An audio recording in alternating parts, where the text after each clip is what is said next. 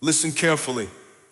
In Luke 22, something powerful happens. Jesus prays not once, but again, and this time, he realizes something heavy. The Father is not going to change his mind. The cup is not passing. The suffering is coming, but right there, in that moment, heaven responds. The Father sends help. An angel appears to strengthen him. Let that sink in. Jesus is praying in the natural, but in the unseen realm, God is moving. Even though the prayer is not answered the way he asked, he is still supported, still strengthened, still helped. And that is a word for you. You have no idea how many times you were stressed, depressed at the end of your rope, and in the unseen realm, God sent you help. You thought you made it through on your own. No, you weren't strong enough. Something carried you, something sustained you. That was divine assistance, that was heaven stepping in. And here's the deeper truth. The help came after he prayed, not before or after. So what if he didn't pray? What if he stayed silent? How many situations are you in right now and you're not praying? Decisions to make, stress you're carrying, battles in your mind, and you're trying to figure it out alone. Meanwhile, help is already assigned, waiting. But prayer activates it.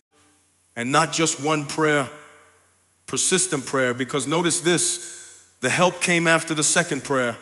That means he stayed consistent. He didn't quit. And that's why scripture teaches us, pray always. Don't grow weary, because prayer is not just talking, it is access. Access to strength, access to heaven, access to help you cannot see. And if Jesus needed help, what makes you think you don't? So stop carrying everything by yourself. Stop trying to be strong on your own. Pray, cry out, be honest with God. Because even when the answer is no, he will still give you strength to go through. And some of you right now, you are still standing, not because you're strong, but because God has been helping you all along. When God feels far away, script, part 2, let's go deeper. Jesus walks into a place called Gethsemane. The name itself means olive press, a place where things are crushed so oil can come out. And that's not a coincidence. Because in that garden, Jesus was about to be crushed by sorrow, crushed by pressure, crushed by the weight of what was coming. And if you live long enough, you will have your own Gethsemane, moments where life presses you, situations that break you, seasons where you feel overwhelmed, confused, and alone. But hear this clearly, God does his deepest work in your crushing, not on the mountaintop, but in the valley, not in comfort, but in pressure, because pressure produces something. It produces dependence. It produces intimacy. It produces oil. Then watch what Jesus does next. He doesn't take everyone with him. He stops and leaves some disciples behind. Then he takes only 3 with him, Peter, James, and John. Why?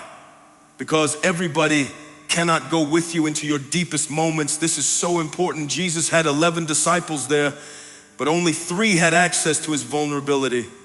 Only 3 heard him say, "My soul is sorrowful, even to death."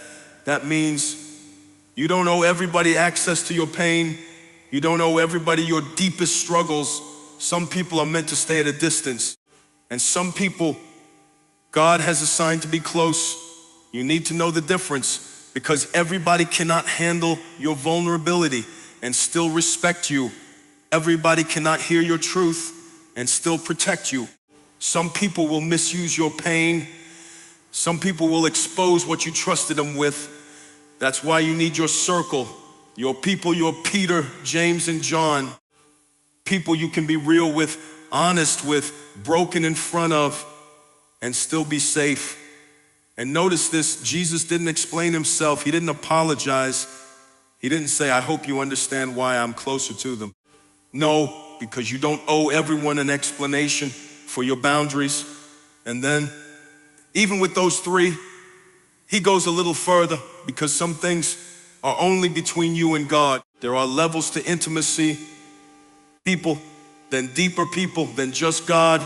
And in his lowest moment, Jesus didn't run to distractions. He didn't numb the pain. He didn't escape. He prayed.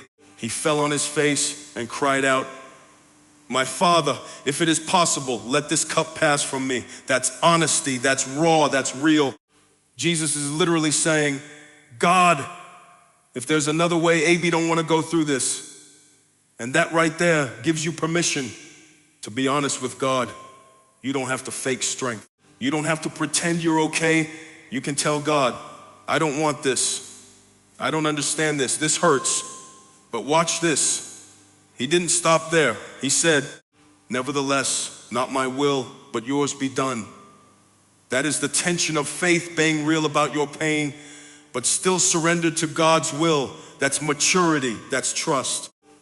Let's stay right there in the moment in Gethsemane, because this is not just a place. This is a pattern of how God deals with his people, a pattern of how heaven responds to pressure, a pattern of what happens when your feelings don't match your faith. The weight of the moment, Jesus is not confused. He knows exactly what is coming: betrayal, rejection, accusations, beating, mockery, crucifixion, and beyond all of that, something deeper, something heavier. He is about to carry the sin of the world, not just pain in his body, but separation in his spirit. And that's why this moment hits different, because for the first time, he feels the weight of distance. Not distance in position, but distance in experience. And some of you understand that. You still believe in God, but you don't feel him. You still pray, but it feels empty. You still worship, but it feels dry. And you start asking God, where are you? When feelings lie, here's the truth nobody tells you. Just because God feels far doesn't mean he is far. Feelings are real, but they are not always reliable, because your feelings are shaped by your circumstances, your stress, your pain, your expectations. But God is not controlled by any of those, so you can feel abandoned, still be covered. You can feel alone and still be surrounded. You can feel weak and still be sustained. Jesus felt the weight, but he was never abandoned. Even in silence, God was still present. The silence of God. Let's talk about something difficult. God didn't answer the prayer. Let that sit for a second. Jesus asked, let this cup pass. And the Father said, nothing, no change, no alternative, no escape, just silence. And sometimes silence is the answer, not because God doesn't care, but because the plan is bigger than your comfort, because purpose is often on the other side of pain. And if God removed every hard thing in your life, he would also remove everything that is shaping you. What God is doing in the silence, when God feels silent, he is not inactive. He is working in ways you cannot see. Think about it. While Jesus is praying on earth, heaven is already responding. An angel is being sent. Strength is being prepared. Help is already on the way. But Jesus doesn't see it immediately. Why? Because God is not just working around you. He is working inside you. He's building endurance, faith, trust, surrender. Because real faith is not proven when everything is good. It's proven when everything is unclear. The battle between will and submission, this is the real tension. Not my will, but yours. That sounds beautiful until you have to live it, because your will says, I don't want this. I don't deserve this. This is too much.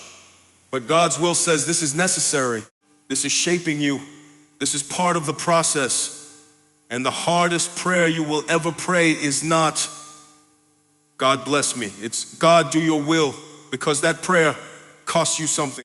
Why God doesn't always explain, have you noticed? God never explains the plan to Jesus in that moment. No breakdown, no timeline, no here's why. Just trust me. And that's frustrating, because we want details, we want clarity, we want answers, but God often gives you direction without explanation. Why? Because explanation builds knowledge, but trust builds relationship. And God is more interested in your relationship with him than your understanding of him. Your Gethsemane moments, let's make this personal. Your Gethsemane might look like losing someone you love, going through depression, facing rejection, praying for something that never happens. being in a season that makes no sense, and in those moments, you feel crushed. But remember, crushing is not destruction. Crushing is preparation, because oil only comes after pressure. And what God is producing in you cannot come any other way. The danger of isolation now, watch this. Jesus didn't go through it completely alone. He had people nearby, not everyone, but someone. And this is important. Pain will try to isolate you. It will make you think, no one understands, no one cares. I'll just deal with it myself. But isolation is dangerous, because isolation weakens you, and weakness without support leads to collapse. That's why you need community, accountability, safe people. Even Jesus had people close. So who are your people when people fail you? But here's the hard part. Even the people Jesus brought close fell asleep. They failed him. In his lowest moment, they were not there the way he needed. And that's real life. Sometimes the people you expect to show up don't. Sometimes the support you counted on is missing, and that hurts. But here's the lesson. People may fail you, but God never will. Because even when they were sleeping, heaven was still working. Prayer is your lifeline. Jesus didn't stop praying. Even when he was tired, even when he was overwhelmed, even when the answer didn't change, he kept praying. Why? Because prayer is not just about changing your situation. It's about sustaining your spirit. Prayer keeps you connected when everything else feels disconnected. Prayer gives you strength when nothing else makes sense. Prayer reminds you that you are not alone. The difference between Jesus and Peter now, look at the contrast. Jesus prayed, Peter slept. Jesus stood strong. Peter fell. Jesus surrendered. Peter denied. Same moment, same environment, different response. And it produced different outcomes, because what you do in your private moments determines how you stand in your public moments. If you don't pray in private, you will fall in public.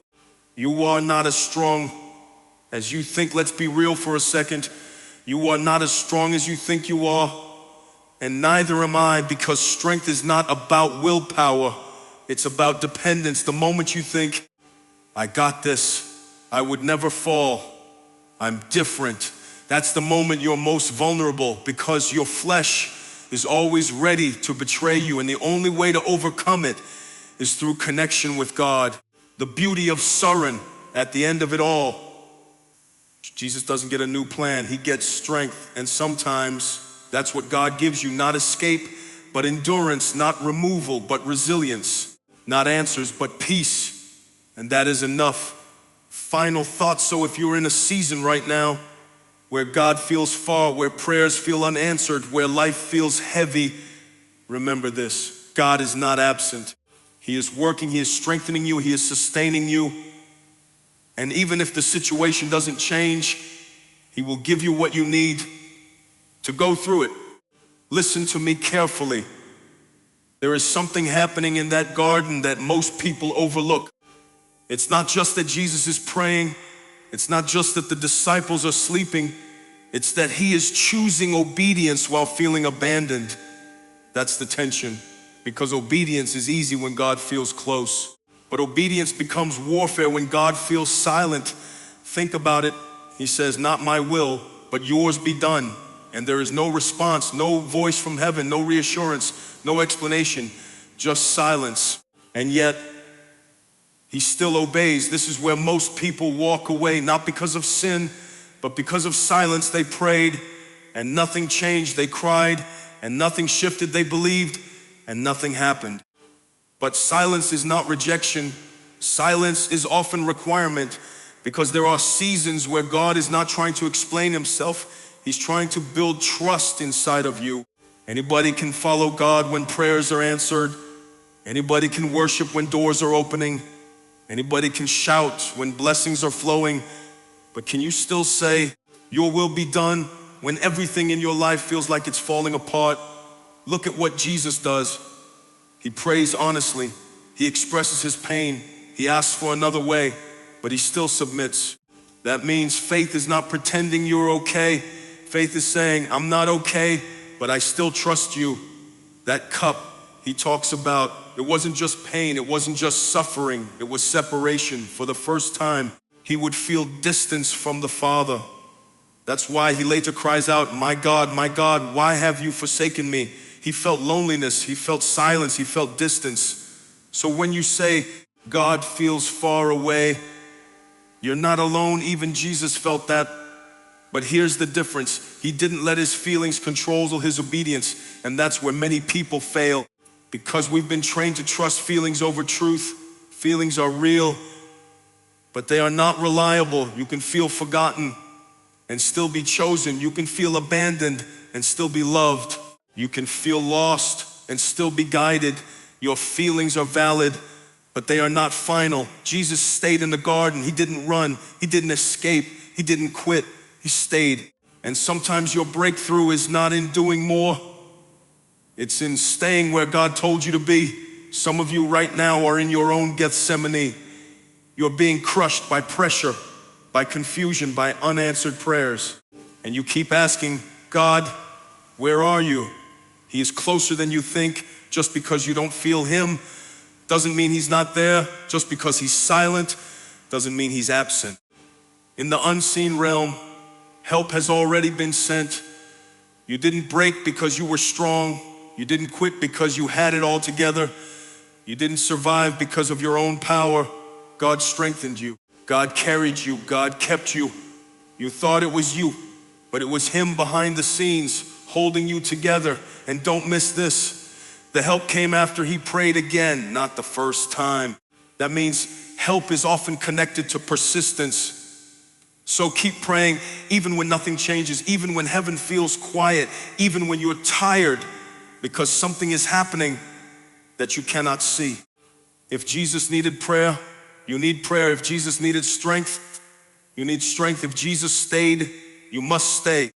And there's still more happening in that moment, because after all of this, after the prayers, after the silence, after the strength, Jesus gets up. That part is powerful. He doesn't stay on the ground forever. He doesn't stay stuck in emotion. He doesn't stay frozen in fear. He gets up. That means prayer didn't remove the situation. It prepared him to face it. And that's what many people misunderstand about prayer. Prayer is not always about escape.